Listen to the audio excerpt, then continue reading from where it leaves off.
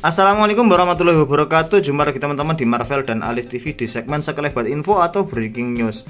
Oke teman-teman, untuk berita kita kali ini kita ambilkan dari harian Koin Telegraph ya teman-teman. Ini berita masih sangat baru ya. Pada saat saya membuat berita ini baru diposting 47 menit yang lalu guys. Oke, ini adalah sebuah berita terkait dengan Bitcoin ya, dengan judulnya yaitu Bitcoin tidak berada dalam pasar penurunan terlama atau winter ya teman-teman. Dan inilah alasannya. Jadi ini teman-teman, berdasarkan beberapa definisi pasar bearish, siklus saat ini bukanlah musim dingin kripto terpanjang yang pernah ada dan bahkan mungkin bukanlah merupakan pasar bearish. Oke, gambarnya apa ini? Beruang lagi intip-intip kayak gitu guys.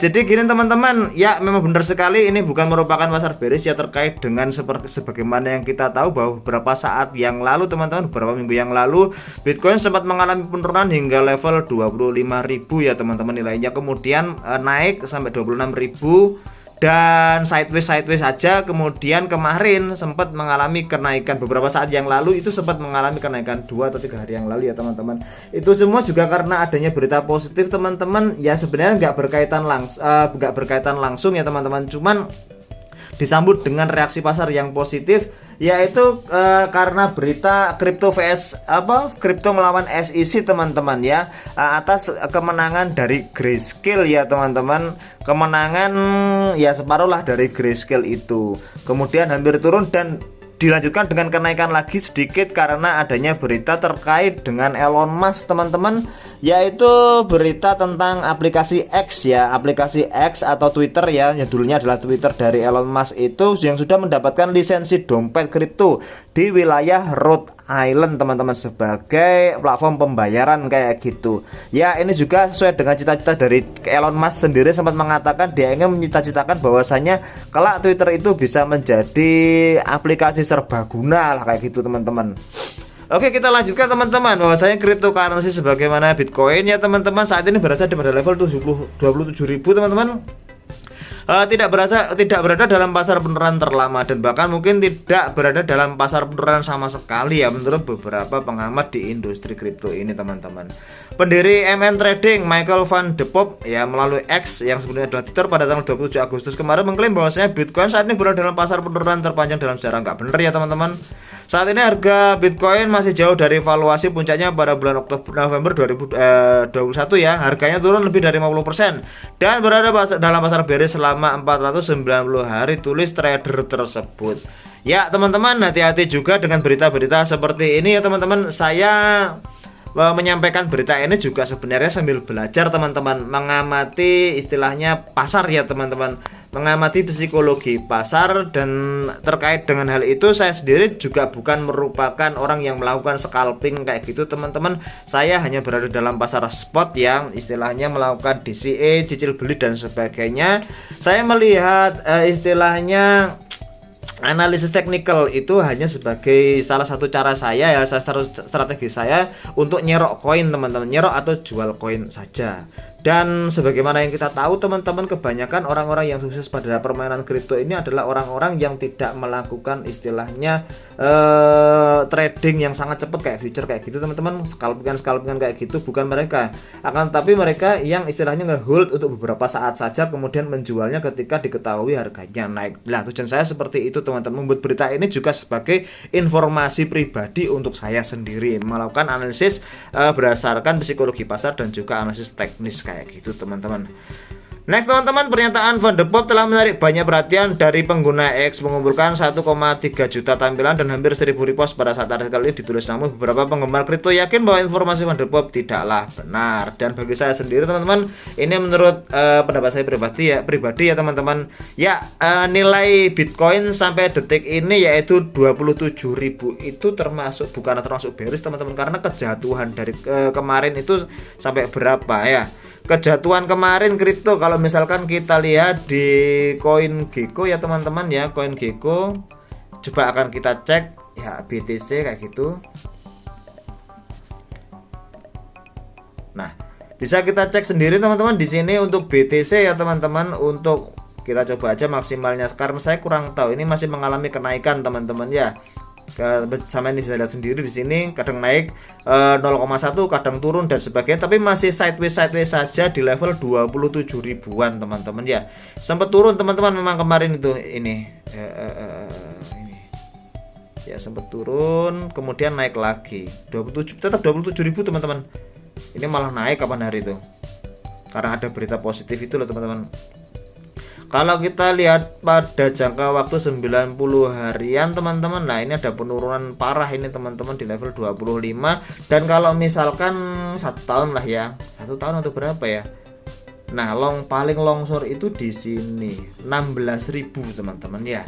Dan kalau kita lihat sendiri sebenarnya ini sudah bullish loh teman-teman, mengalami masa kenaikan sedikit demi sedikit. Nah seperti itu memang jalannya Bitcoin teman-teman ya. Bitcoin itu turun, habis itu naik, kemudian turun lagi, tapi turunnya tidak separah sebelumnya teman-teman, kemudian naik lagi. Nah seperti itu, makanya beberapa kalangan yang bukan trader jarak pendek, menitan atau detikan, lebih parahnya kayak gitu mereka menganggap bahwasannya aset kripto yang bernama Bitcoin ini bisa dijadikan sebagai aset investasi. Kenapa?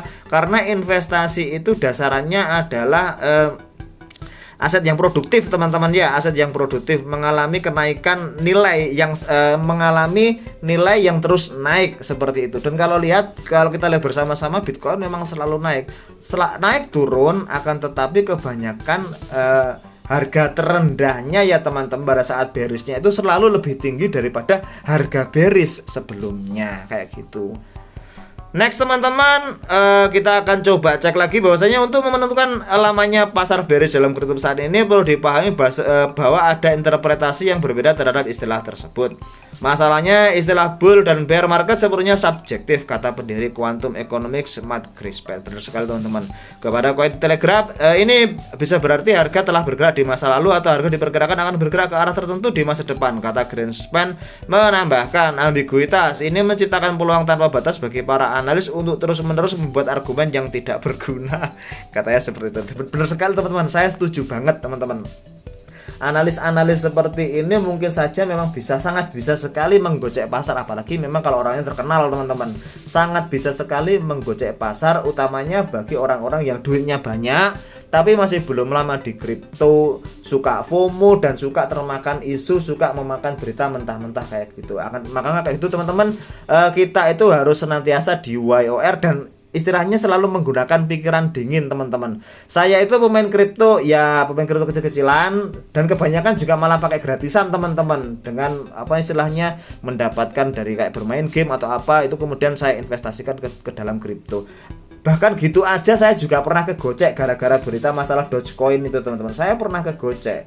Dari situnya saya istilahnya mendapatkan pengalaman bahwa saja kalau ada berita FOMO, kalau misalkan kita belum punya koin tersebut, berarti berita-berita positif tersebut bukan punya kita teman-teman, bukan untuk kita teman-teman. Berita-berita positif tersebut untuk mereka yang sudah ngehold koinnya sudah lama kayak gitu.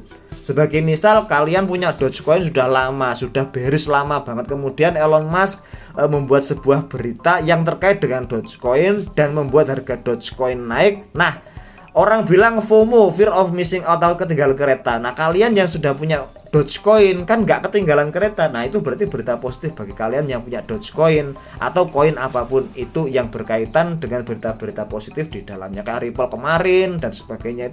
Itu bagi holdernya Ripple, wah ya cuan besar kayak gitu teman-teman. Tapi bagi yang bukan holdernya Ripple, bisa jadi mereka FOMO atau fear of missing out, dan gara-gara FOMO mereka akhirnya beneran ketinggalan kereta karena berita-berita positif tersebut bukan untuk di-FOMOin teman-teman ya. Kita harus tetap sabar, kita harus tetap istilahnya pakai pikiran kita yang dingin teman-teman.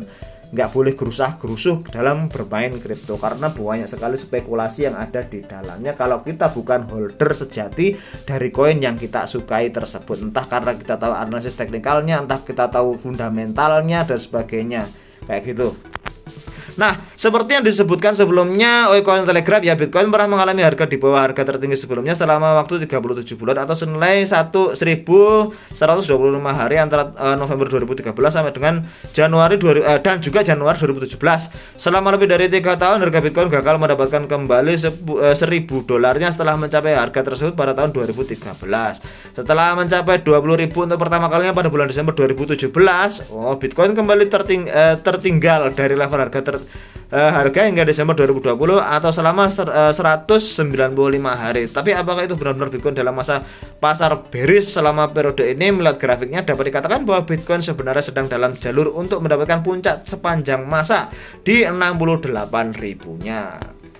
Ini teman-teman yang grafik harga Bitcoin antara 2017 Agustus hingga